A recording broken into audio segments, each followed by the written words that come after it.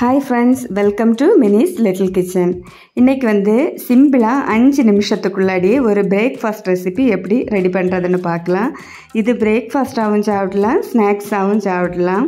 அதுக்கு முன்னாடி என்னோட சேனலுக்குள்ள ஃபர்ஸ்ட் டைம் வரீங்கன்னா என் பேர் மினியேஷு. வாங்க வீடியோக்குள்ளாடி போகலாம். இதுக்காக 1.5 கப் அவல் நான் எடுத்திருக்கேன். இது வந்து சிகப்பு அவல், கொஞ்சம் திக்னஸ் அதிகமான அவல். இந்த உப்மாவுக்கு வந்து இந்த மாதிரி அவல் எடுக்கும்போது உப்மா வந்து உதிரி உதிரியாக வரும். இதை தண்ணி விட்டு உடனே வாஷ் பண்ணி எடுத்துக்கோங்க. தண்ணியில் அதிக நேரம் ஊற போடக்கூடாது. தண்ணி ஊற்றி உடனே நல்லா வாஷ் பண்ணி எடுத்துக்கோங்க. நம்ம உப்மாவுக்கு வந்து வெள்ளை அவலை விட சிவப்பு அவல் யூஸ் பண்ணி குழந்தைகளுக்கு கொடுங்க. அதில் நிறைய சத்துகள் இருக்குது. இந்த மாதிரி நல்லா வாஷ் பண்ணி ஒரு வடிகட்டி எடுத்துக்கோங்க. பார்த்திங்களா எவ்வளோ உதிரி உதிரியாக வந்திருக்கு. இனி இதில் நம்ம சுத்தமாக தண்ணி சேர்க்க போகிறதில்ல. இனி உப்மா ரெடி பண்ணலாம். இதை உப்மா செய்ய ஃப்ளேமை வந்து நல்லா கம்மி பண்ணி வச்சுக்கோங்க. அதுக்காக ஒரு கடாயில் 1 டேபிள் ஸ்பூன் எண்ணெய் விட்டு, எண்ணெய் சூடானதுமே கடுகு போட்டுக்கோங்க. கடுகு நல்லா பொரிஞ்சாச்சு. இனி ஒரு கைப்பிடி வெங்காயம் சின்னதாக கட் பண்ணி எடுத்துருக்கேன், அதையும் போடலாம். கூடவே வாசனைக்காக கொஞ்சமாக கறிவேப்பிலை போட்டுக்கோங்க.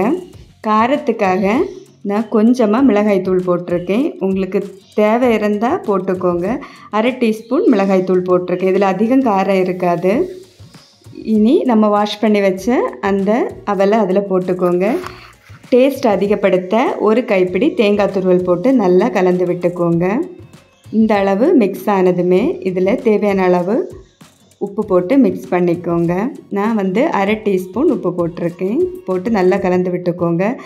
நல்லா மிக்ஸ் ஆனதுமே அவல் வெந்திருக்கான்னு ஒன்று செக் பண்ணி பாருங்கள். இல்லை உங்களுக்கு அது ட்ரையாக இருக்குன்னா லைட்டாக தண்ணி தெளிச்சுக்கோங்க. நம்ம அவல் உப்புமா வந்து ரெடி ஆயிடுச்சு.